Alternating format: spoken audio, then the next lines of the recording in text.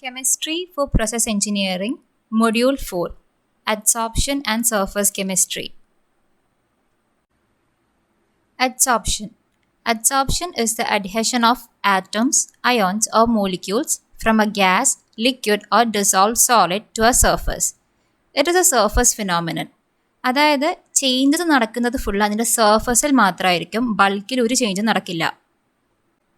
Adsorption is mainly a consequence of surface energy. Generally, the surface particles which can be exposed partially tend to attract other particles to their site. For adsorption to occur, two components are required: adsorbate and adsorbent. The surface which is adsorbed is called the adsorbate, and the surface on which adsorption takes place is called adsorbent. Now let's look upon the mechanism of adsorption. The amount of heat evolved when 1 mole of the adsorbate is adsorbed on the adsorbent is called enthalpy of adsorption. Adsorption is an exothermic process and enthalpy change is always negative. When the adsorbate molecules are adsorbed on the surface, freedom of movement of molecules become restricted, and this results in decrease in entropy. Adsorption is a spontaneous process at constant pressure and temperature, thus Gibbs free energy is also decreased. Adsorption finds application in many fields such as separation of noble gases, air pollution masks, purification of water, removal of moisture and humidity, adsorption chromatography, ion exchange method, metallurgy, etc. On the basis of interaction forces between adsorbate and adsorbent, adsorption is of two types: physical adsorption and chemical adsorption. Difference between chemisorption or chemical adsorption and physisorption or physical adsorption. Physisorption arises due to van der Waals force, and we know that van der Waals force is a weak force and thus results in a weak bond between adsorbate and adsorbent. Whereas chemisorption arises due to chemical bond formation, thus results in a strong bond between adsorbate and adsorbent. Physisorption is not specific in nature, whereas chemisorption is highly specific in nature. As physisorption involves only the weak van der Waals force, it is reversible, but chemisorption involves chemical bond formation, thus it is irreversible. In physisorption, there is no appreciable activation energy required, but chemisorption involves chemical bond formation and thus it sometimes requires high activation energy. Physisorption depends on the nature of the gas. More easily liquefiable gases are adsorbed readily. Chemisorption also depends on the nature of the gas. The gases which can react with the adsorbent show chemisorption. Enthalpy of adsorption of physisorption is low. Generally, it is between 20 to 40 kJ per mole. The enthalpy of adsorption of chemisorption is high, and generally it is between 80 to 240 kJ per mole. Adsorption isotherm. Adsorption isotherm is a graph or a relation between the amount of adsorbate adsorbed on the surface of adsorbent and the pressure or concentration at constant temperature. The process of adsorption is usually studied through these. Different adsorption isotherm models are Freundlich adsorption isotherm, Langmuir adsorption isotherm, and BET theory. Freundlich adsorption isotherm. The Freundlich equation or Freundlich adsorption isotherm is an adsorption isotherm or an empirical relation between the concentration of solute on the surface of an adsorbent to the concentration of solute in the liquid or partial pressure of the gas with which it is in contact. Freundlich adsorption isotherm is mathematically expressed as x by m equal to kp raised to 1 by n. Here x is the mass of adsorbate, m is the mass of adsorbent, P is the equilibrium pressure of the gaseous adsorbate in case of experiments made in the gas phase. Here, K and N are constants which depends on the nature of the adsorbent and the gas at a particular temperature. Taking log on both sides, we get the equation as log x by m equal to log k plus 1 by n log p. While plotting a graph between log x by m versus log p, if we get a straight line, then we can say that Freundlich adsorption isotherm is verified. The slope of the graph thus obtained gives us the value of 1 by n and the intercept gives us the value of log k. The value of 1 by n generally varies from 0 to 1. If 1 by n is 0, adsorption is independent of pressure, and if 1 by n is 1, adsorption changes with pressure. This was the case of adsorption from gaseous phase. Now let's look upon the adsorption from solution phase. Solids also adsorb from solution. For example, when a solution of acetic acid in water is mixed with charcoal, some of the acid is adsorbed by the charcoal. Now the characteristics of adsorption from the solution phase. Adsorption decreases with increase in temperature. More surface area means more the rate of adsorption. Adsorption also depends on the concentration of solute in a solution. Adsorption also depends on the nature of adsorbate and the nature of adsorbent. Freundlich explains the adsorption from solution phase using concentration of the solution instead of pressure. Mathematically, this can be expressed as x by m equal to kc raised to 1 by n, where C is the equilibrium concentration of adsorbate in case of experiments made with an aqueous solution in contact with the dispersed solid phase. By taking log on both sides, we get the equation as log x by m equal to log k plus 1 by n log c. Although Freundlich adsorption correctly established the relationship between adsorption with pressure at lower values, it failed to predict the value of adsorption at higher pressures or higher concentration. Another drawback is that it could not explain the multi-layered adsorption process. Langmuir adsorption isotherm. It was in 1916 that Langmuir presented his model for the adsorption of species onto simple surfaces. He was awarded with Nobel Prize in 1932 for his work concerning surface chemistry. He hypothesized that a given surface has a certain number of equivalent sides to which a species can stick either by physisorption or chemisorption. അതായത് ഈ absorption നടക്കുന്ന സർഫസിൻ്റെ അകത്ത് certain number of elementary sites ഉണ്ട്.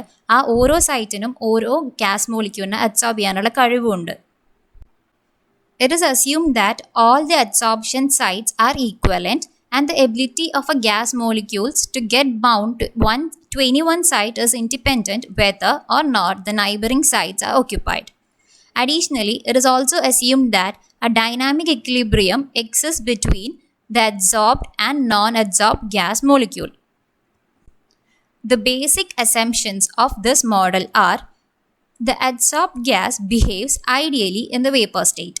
Second one, only monolayer is found by the adsorbed gas. The surface of the solid is homogeneous so that the binding site has the same affinity for the gas molecules. There are no interactions between the adsorbate molecules on the adjacent sites. And the final one is that the adsorbed gas molecules do not move around the surface.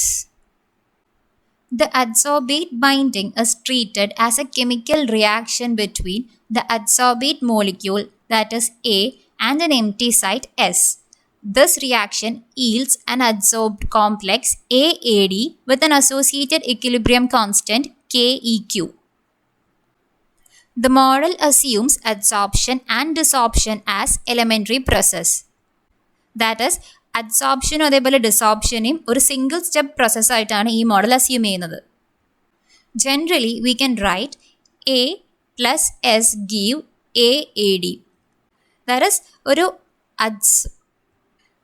adsorbate molecule plus ഒരു empty site will lead to an adsorbed complex, that is AAD. Rate of adsorption RAD is given by KAD into Pa into concentration of the empty site S. That is equation number 1. Then rate of desorption RD is given by Kd into concentration of adsorbed complex AAD. That is equation number 2. And we know that at equilibrium, rate of adsorption will be equal to rate of desorption. So equating 1 and 2, we get the third equation. Then rearranging the third equation, we get the fourth equation, that is KAD by KD will be equal to A, that is concentration of adsorbed complex AAD by Pa into concentration of empty site. KAD by KD can be written as another constant, that is K. ആ ഒരു സർഫസിന് മുകളിലുള്ള എല്ലാ സൈറ്റിൻ്റെയും concentration, അതായത് concentration of all sites is designated as S0. And that S0 is the sum of the concentration of free sites, that is S, and the occupied sites, that is AAD. Therefore, the concentration of S0 will be equal to concentration of S plus concentration of AAD, that is equation 5. Now, substituting 4 in equation 5, we'll get the equation 6, that is concentration of S0 will be equal to AAD by K into Pa plus concentration of AAD. Let theta be the fraction of molecule absorbed. So that is theta equal to concentration of AAD divided by concentration of S0. That is equation number 7. Now, dividing the equation 6 by concentration of AAD, we get concentration of S0 divided by concentration of AAD equal to 1 by Kpa plus 1. Now, substituting equation 7 here, we get concentration of S0 by concentration of AD will be equal to 1 by theta, which will be equal to 1 by Kpa plus 1. Or we can say that theta equal to Kpa divided by 1 plus Kpa. That is equation number 8. This equation, that is equation number 8, is known as Langmuir adsorption isotherm. This equation can be rewritten in the form Pa by theta will be equal to 1 by K plus Pa. If we plot a graph between Pa by theta against Pa, a straight line is obtained. Now regarding the assumptions. The first assumption holds at low pressure. Second assumption breaks down when the pressure of the gas is increased. The third assumption is not strictly true because the real surfaces are quite heterogeneous. Crystal imperfections and cracks lead to the creation of different sites on the surface. Now consider equation 8. At low pressures, Keq into Pa will be very much less than 1, so that theta equal to Keq into Pa. At high pressures, Keq into Pa will be very much higher than 1, so that the equation 8 reduces to theta equal to 1. Thus, at high pressures, the value of theta tends to unity, that is, the entire surface gets covered by a monomolecular layer of the gas. This result can be looked in another way. Since at low pressures, adsorption is proportional to pressure, we can write equation 8 as theta equal to Keq into Pa raised to 1, or theta equal to 1 equal to Pa raised to 0. It follows that at intermediate pressures, the following expressions holds good. Theta equal to Keq into Pa raised to n is the general form. Here from the graph of theta versus P, we can see that the equation at low pressures is theta equal to Keq into Pa. At intermediate pressures, it is theta equal to Keq into Pa raised to n. And at high pressures, the equation reduces to theta equal to 1. The limitations of Langmuir adsorption isotherm include: it assumes that the surface is capable of absorbing one molecule thick layer, but in actual practice, there are chances of multi-layer formation. Second one, according to this theory, that saturation value of adsorption should be independent of temperature. but experiments show that saturation value decreases with rise of temperature. The theory holds good only at low pressure. BET theory of multilayer adsorption. BET theory aims to explain the physical adsorption of gas molecules on a solid surface and serves as the basis for an important analysis technique for the measurement of the specific surface area of a material. This theory explains the formation of multilayer adsorption during physisorption. This theory also talks about the uniformity in the sites of adsorption of solid surfaces. It assumes that when adsorption occurs at one site, it will not affect adsorption at the neighboring sites. The concept of this theory is an extension of the Langmuir theory, which is a theory for monolayer molecular adsorption, to multilayer adsorption with the following hypothesis. First one, gas molecules physically adsorb on a solid surface in layers infinitely, that is multilayer adsorption. Second one, there is no interaction between each adsorption layer. Third, the Langmuir theory can be applied to each layer. Fourth, it is further assumed that molecules can be adsorbed in second, third to the nth layer, the surface area available for the nth layer being equal to the coverage of n minus 1th layer. The final one, the energy of adsorption of the first layer E1 is assumed to be constant and the energy of the succeeding levels are assumed to be EL. The resulting BET equation is expressed by P by V into P naught minus P equal to 1 by Vm into C plus C minus 1 by Vm into C into P by P naught. Here, P and P naught are the equilibrium and saturation pressure of adsorbates at the temperature of adsorption. V is the adsorbed gas quantity, for example in volume units, and Vm is the monolayer adsorbed gas quantity and C is the BET constant.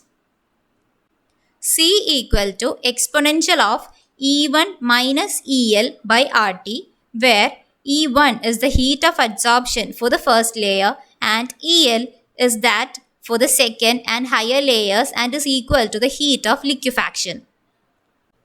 A graph of P by V into P naught minus P versus P by P naught is plotted and we obtain a straight line. The slope of this graph is C minus 1 by V mono into C and the intercept gives the value of 1 by V mono into C. From the slope and intercept, we can calculate V mono and C. Calculation of surface area by BET method. The BET method is widely used in surface science for the calculation of surface area of solids by physical adsorption of gas molecules. The total surface area S total is given by S total equal to Vm into N into A divided by molar volume. Vm is in the units of volume, which are also the units of monolayer volume of the adsorbate gas. N is the Avogadro's number and A is the adsorption cross-sectional area of the adsorbing species.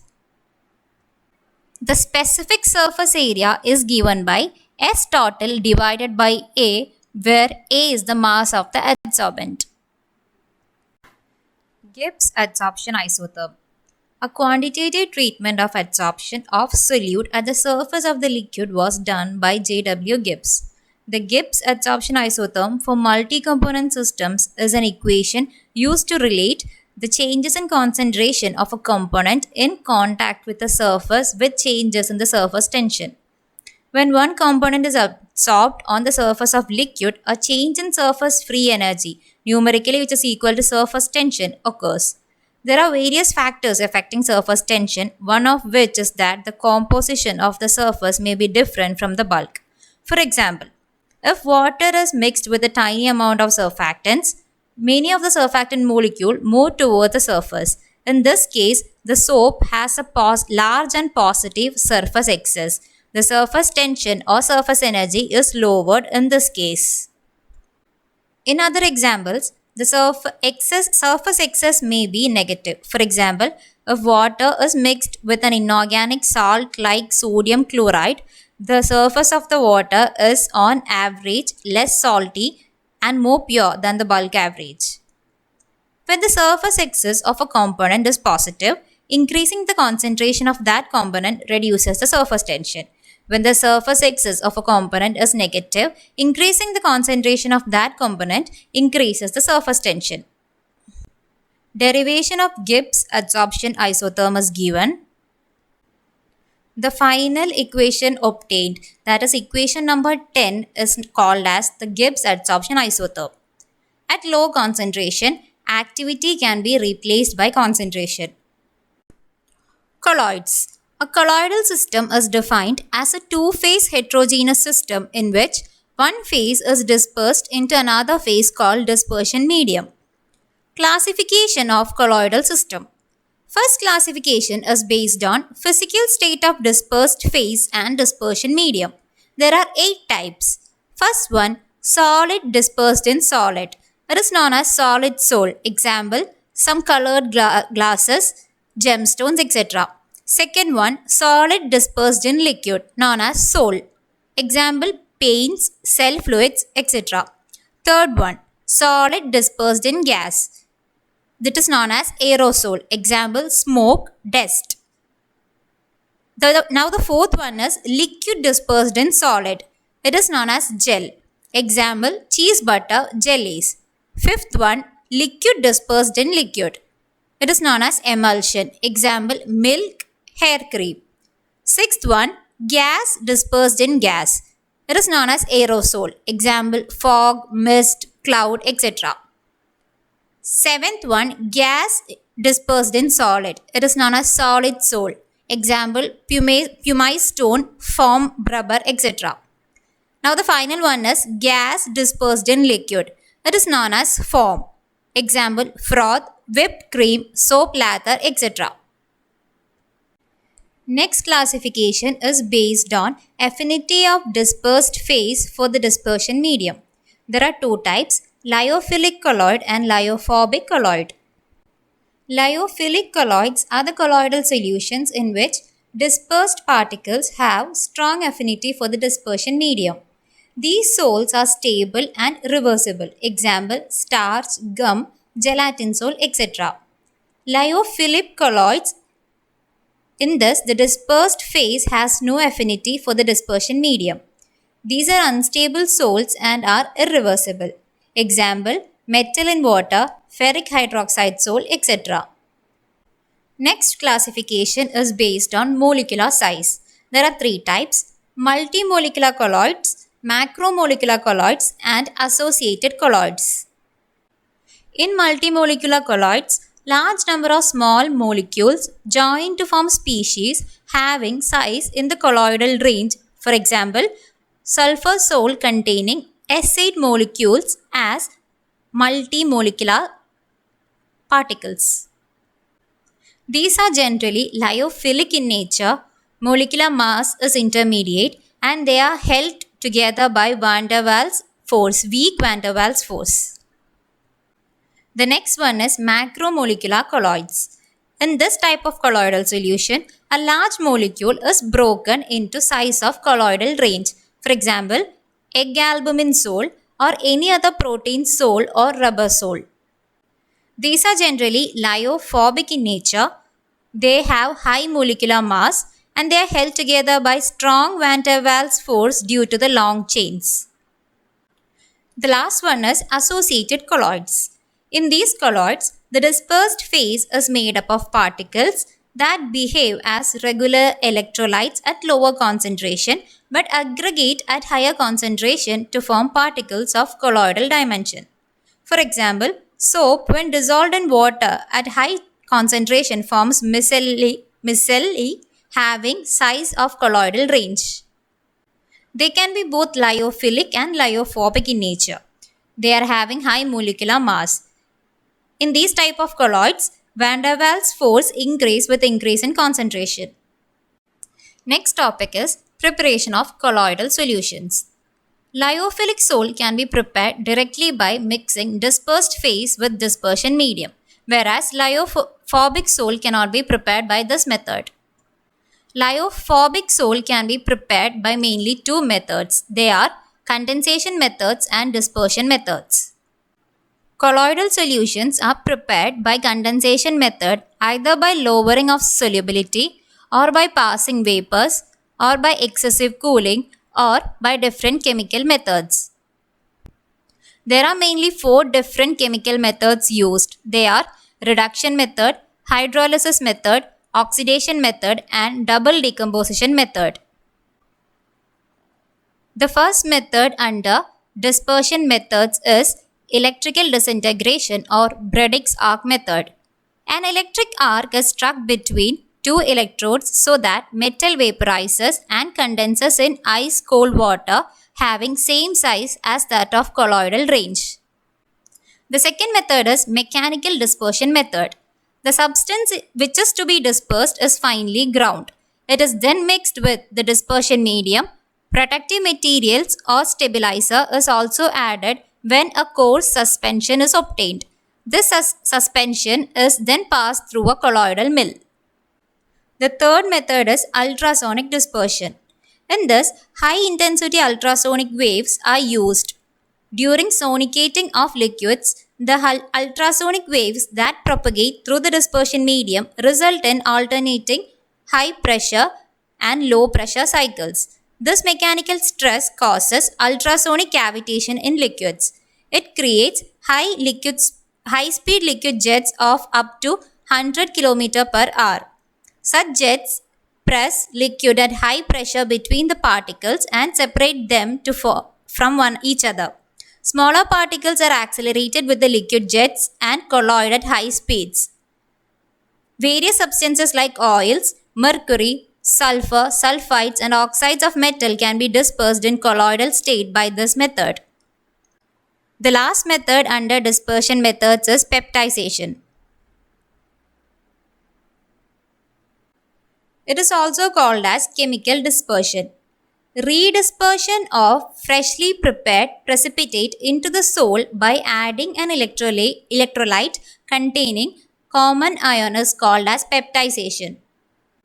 An electrolyte used for peptization is called the peptizing agent. Peptization is a reverse process of coagulation. The peptization action is due to the preferential adsorption of one of the ions of the electrolyte on the precipitate. Example: freshly prepared ferric hydroxide precipitate when treated with dilute solution of ferric chloride. Reddish-brown ferric hydroxide sole is formed. In this case, ferric chloride is the peptizing agent. Purification of colloidal solution. There are mainly three methods: dialysis, electrodialysis and ultrafiltration. Dialysis is the process in which the ions are removed from the solution by the phenomenon of diffusion through a permeable membrane. Example: purification of ferric hydroxide sole. The next method is electrodialysis. In this process, dialysis of colloidal solution is carried under the effect of electric field. Some potential is applied between the metal screens that support the membranes. Due to this potential, the speed of the ions moving in the direction of opposite electrodes is increased. Thus, the rate of dialysis is increased. This method is not useful for the non-electrolyte impurities like urea. The last method is ultrafiltration. In this, the particles of the solution are removed out from the liquid medium by electrolysis and then by using ultrafilter. It is usually a slow process. To speed up the process, some external gas pressure has to be applied. Zeta potential. Zeta potential is the potential difference between the dispersion medium and the stationary layer of fluid attached to the dispersed particle.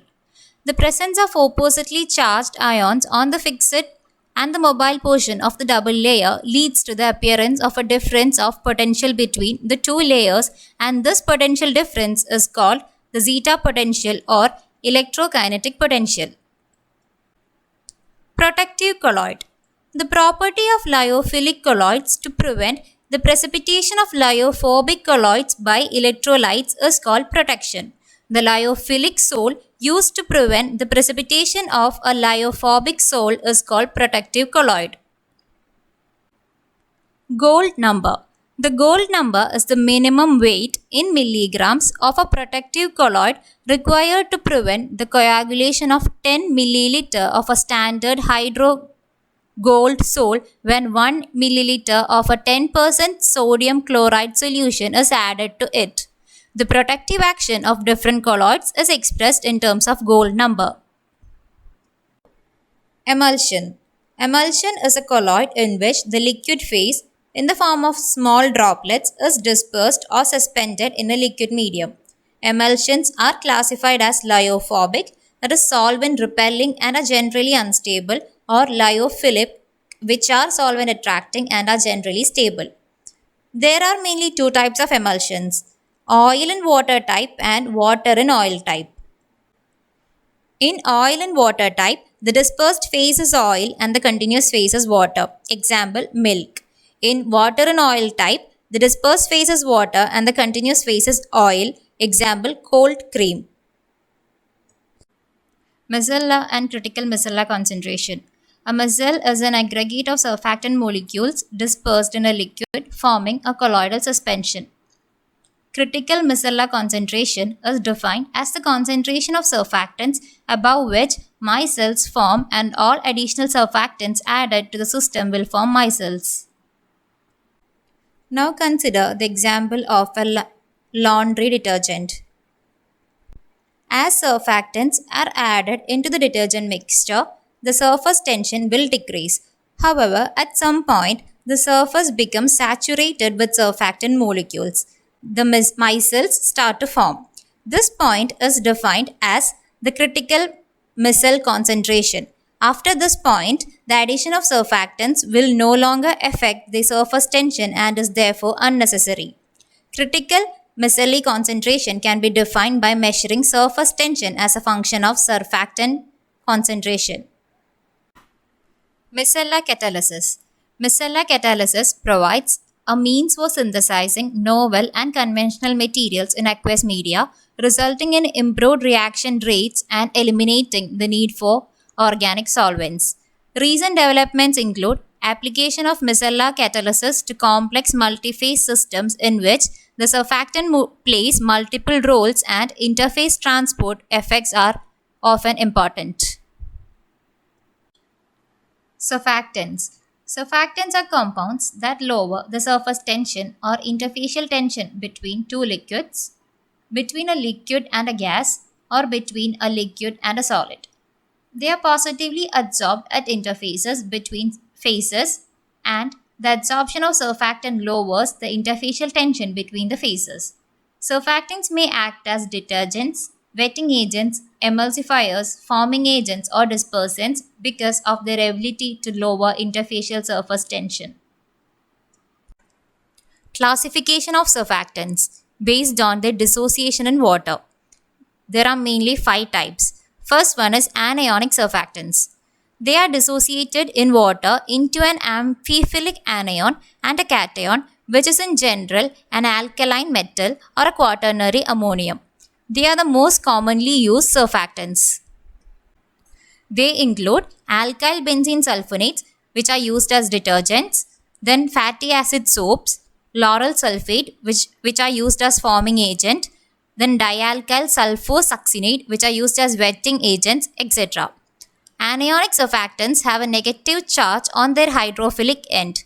This negative charge helps the surfactant molecule lift and suspend soils in micelles. Example, sodium lauryl sulfate. These are also known as SDS. SDS is mainly used in detergents for laundry with many cleaning applications. If it is in higher concentration, it is used in engine degreasers, floor cleaners, and car wash soaps. In lower concentration, it is found in toothpaste, shampoo, shaving cream, etc. The second one is cationic surfactants.